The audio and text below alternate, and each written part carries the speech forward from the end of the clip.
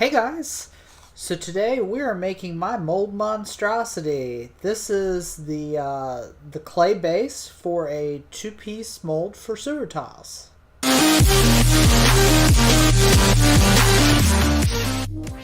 Hey guys, Michael here. So today we are going to take these sewer tile pieces and we are going to turn them into a two-piece mold. Or rather, this is part one of a three-part where we're going to show how to do this. So we have to do a two-piece mold because of the holes that are through the middle of these pieces. Now, on a normal one-piece mold, we would be able to adhere the bottom to our base and pour the mold, and we could just pull the pieces. That mold that I'm showing there is a sewer tile mold. But because of the holes, the silicone would actually go right through them, and it would be impossible to pull these pieces back out of a mold. So that's what we're going to do today. We're going to adhere them to this dry erase board, and then we are going to base it in clay, frame it out, and get it ready to pour the silicone. First thing I got to do though is I got to cut this dry erase board to size. Alright, so I'm out in my shop, and now is time for my really scientific method of taking some Lego bricks to determine what kind of size I'm actually going to need. So I'll just draw this out and mark this up, and then we'll get the bandsaw all set up to make this cut.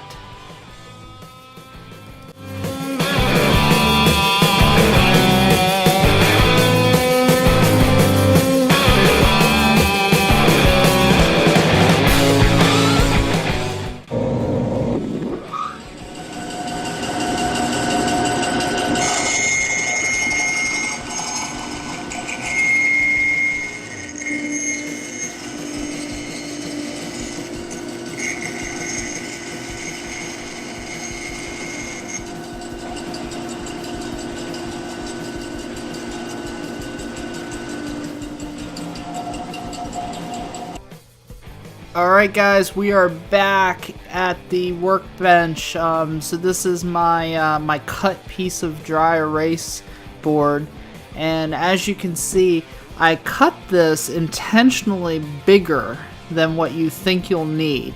So I want to leave about a ½ inch above and below these pieces, and about a ½ inch on the sides, and then about an inch in between the two pieces.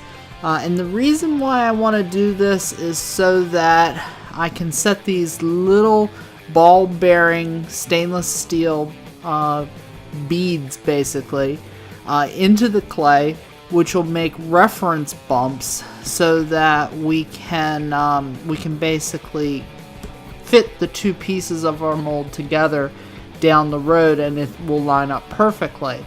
We want to make sure we get both pieces oriented in the same direction. If we accidentally flip one on its side or one upside down, this mold will become a lot more difficult to actually pull out. So the very first thing that we need to do is we need to glue this down, and we are using Aleene's glass and bead adhesive. So I've done this now enough times that I'm going to tell you the way that I like to do it.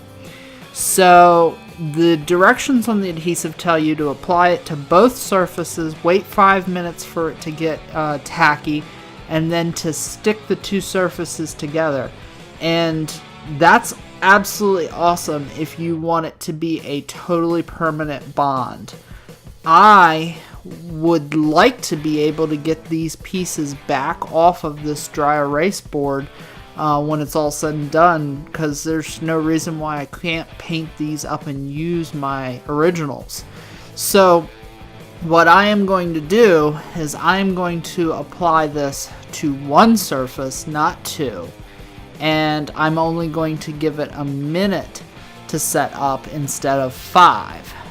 And I have found that that is the magic ratio that keeps this thing perfectly stuck down to the dry erase board while you're making your mold, but allows you down the road to pull this back off and use it later. So I'm just taking a cheap throwaway acid brush. You can get these at like Home Depot in a big bag of them for a couple of bucks, or you can go online to Amazon and buy a case of 500 like I did, and you'll never have to buy them again. These are great for spreading glue, and you don't have to feel guilty about pitching them when you're done.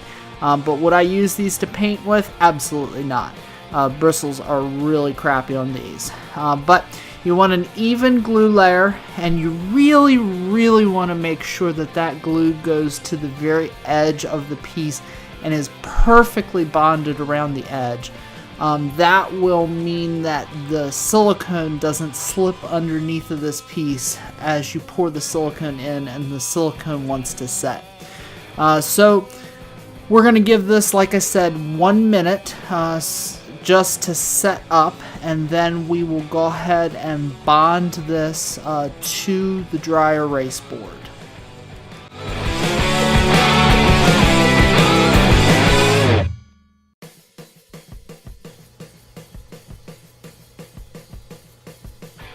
Alright guys, we're back and 1 minute is up, so that means that we are ready to stick this down to the dry erase board.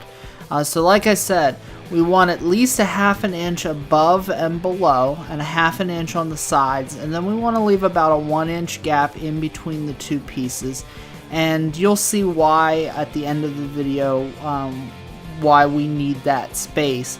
It just makes setting and lining up the ball bearings a lot easier. So now that we've made our bond, the one thing that you don't want to do is you don't want to slide these pieces around, because if you do, you're going to smear that glue all over the dry erase board, and that slick, perfectly smooth surface of that dry erase board will now be covered with little ridges of glue. And by covering it with glue, your mold will not be perfectly flat and smooth. Because remember, that dry erase board is going to represent the top of our mold, where we actually will go and pour and scrape.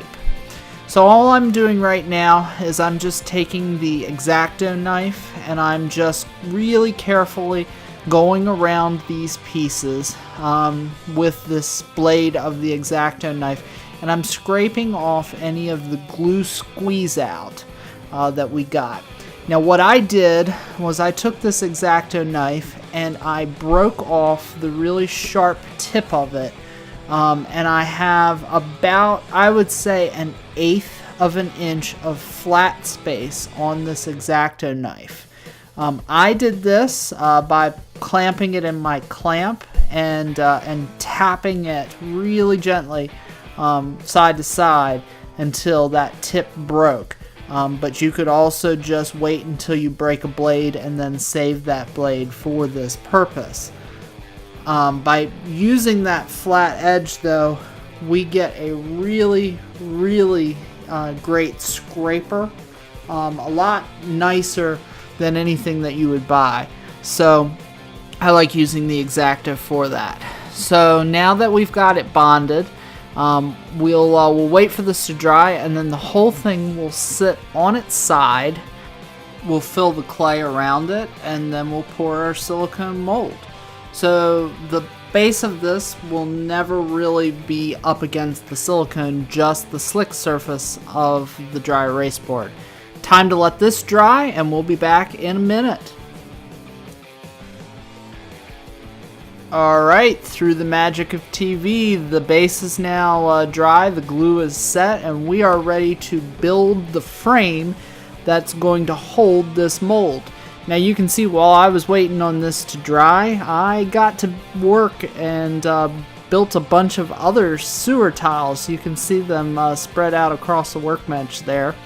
But in any case, this is pretty much how we're going to set up. I've got a slick piece of the dry erase board that'll go on the bottom, and then we're just going to use Lego bricks to frame out our mold. So I've got this sped up in through here just so that you guys don't have to see the whole process of me building this Lego brick wall.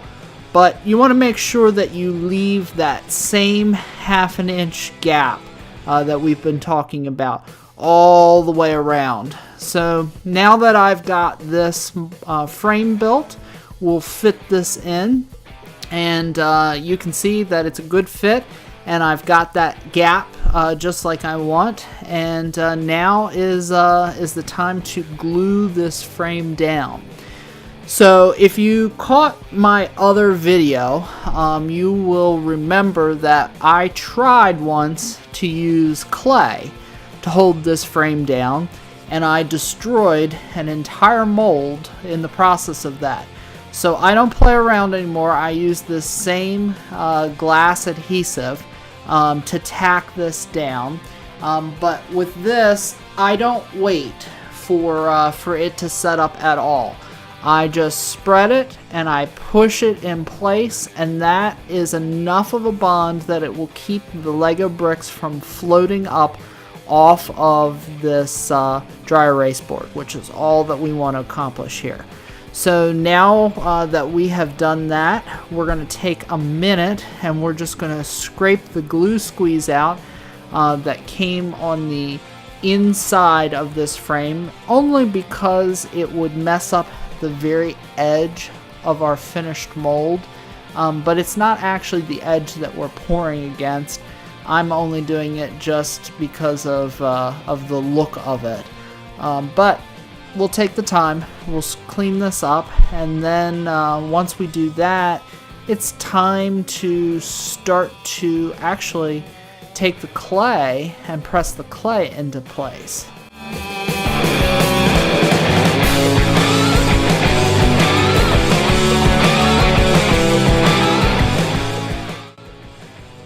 Now here comes the fun stuff. So with the glue down complete and the frame totally built, it's time to pull out our clay.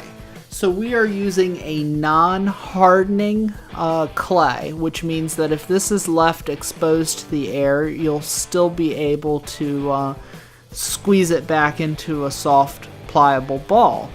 I used non-hardening clay because I want to reuse this clay. There's no reason why I can't.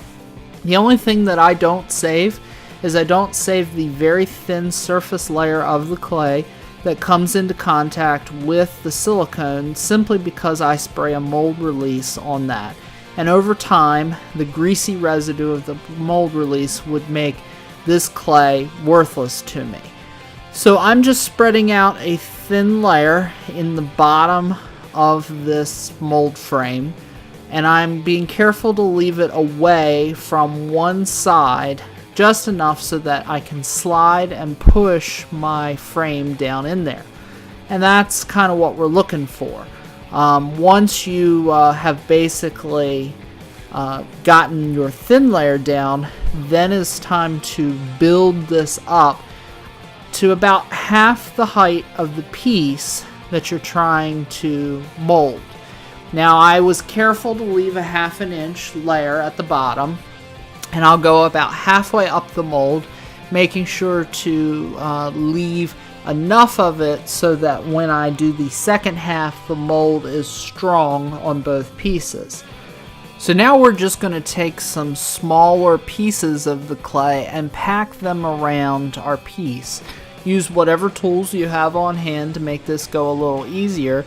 And remember, you can also pull off some of this frame to get better access to it. It's up to you if you choose to do this or not. But let's go ahead and speed up this process so that we can get through all of this clay quickly, and I'll be back when we are ready to start putting the ball bearings in.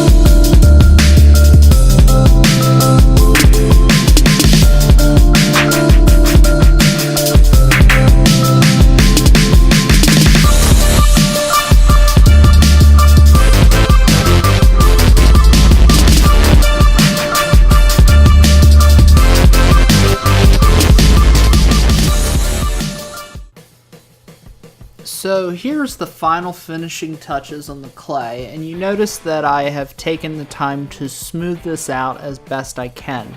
It doesn't need to be perfectly flat, and remember, actually having it being a little wavy will make the mold easier to put together and have fit without any issues. But I've also decided at this point that I do want better access when I go to put the ball bearings in. So I'm carefully removing a couple of layers of the Lego bricks. When you do this, just make sure that you do not break the seal that the Lego bricks have formed against the clay. If you do, your silicone's going to seep underneath of all of it, and it's going to make one heck of a mess. Once the Lego bricks are removed, I can take my X-Acto knife and I can scrape the very edge of the clay where it meets our pieces, and just try and clean that up a little bit. If you have a natural seam in your piece, that's the best place to put the edge of the clay, because it will be much less distinguishable than if you put it in the middle of, say, a flat piece of stone. You are always going to have a bit of a mold line when you do a two-piece mold like this. It's just something to expect. But we want to minimize it and make our piece look as good as we can possibly make it. So now I'm going to start with the ball bearings, once I find them, of course. So what I like to do with the ball bearings is I like to work out of one of these little disposable plastic cups. I find that the ball bearings can really get away from you, and when you're working out of a bag, that seems to happen really easily. So I have ball bearings in a bunch of different sizes, but for this project I'm just using their 1/4 inch stainless steel ball bearings, and the 1/4 inch just seems to work pretty well for this project. I use more ball bearings by using a 1/4 inch than if I had gone up to, say, like a 1/2 inch ball bearing. But the 1/4 inch are awfully nice because I get quite a lot of reference marks, which when you actually go to fit the finished mold together is nothing but helpful to get it to line up. My first attempt at this, I had quite a few, but I wish I would have had more. And one of the things that I noticed is that I really wished that I would have had pieces had these reference marks in between my two pieces.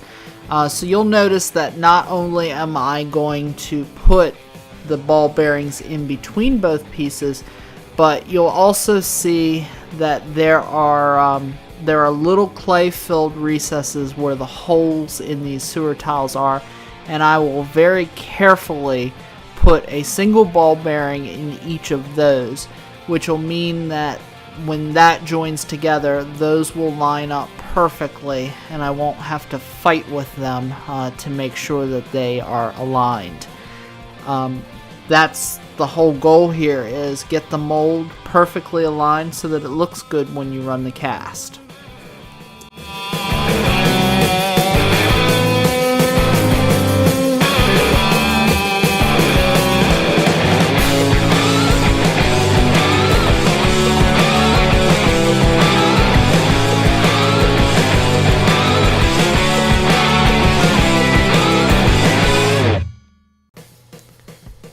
Alright guys, so we are slowly but surely winding down today's video.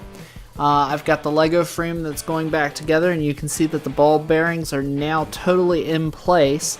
When we go to remove, we'll have little divots that these leave in the silicone, which will fill in by little bumps on our second half. So hopefully this video was helpful to anybody who's looking to make a two-piece mold, and I will have parts 2 and 3 coming soon. Hey, if you like these videos and want to help me keep making them, make sure you hit the like and subscribe button.